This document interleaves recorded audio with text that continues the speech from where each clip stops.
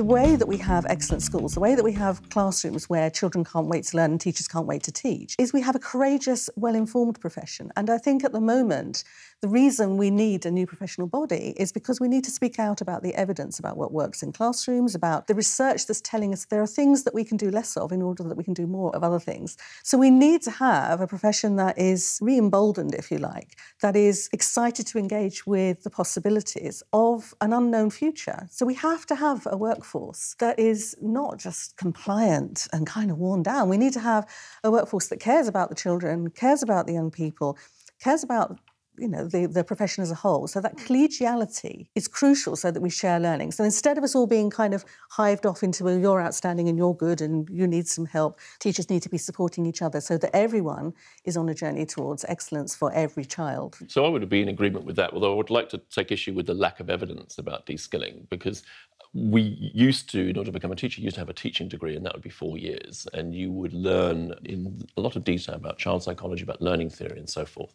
That was reduced to a PGCE, which would be for a year, but at least you would have time to learn about your craft and your practice. Now there are agencies who will allow you, as long as you have a good degree, you can then become a teacher within 6 weeks and be put in front of a class. And I think that must be evidence. Is that true? What I think you're referring to there, organisations like Teach First, but what we're talking about is we're having teachers who have subject knowledge because they've got a degree in their subject, who can then develop expertise as they're working in the classroom. It's not that they don't have any training beyond that 6 weeks in the particular instance you're talking about. There are a whole plethora of routes into teaching post-degree, and I completely agree with you that we need a graduate profession, and that's the position that the Chartered College is taking. But I also think to have a degree in a subject and really get into some depth in that subject in order that you can teach with passion and knowledge, in your classroom is really important. Does that make you a good teacher, though, having a depth of subject knowledge? You need the depth of subject knowledge and you need the pedagogical skill. Right. You need the two things together. We all know what it's like to be in the company of a teacher who knows their stuff. And we also know what it's like if you are placed in a classroom with a supply teacher maybe who's come in who doesn't know.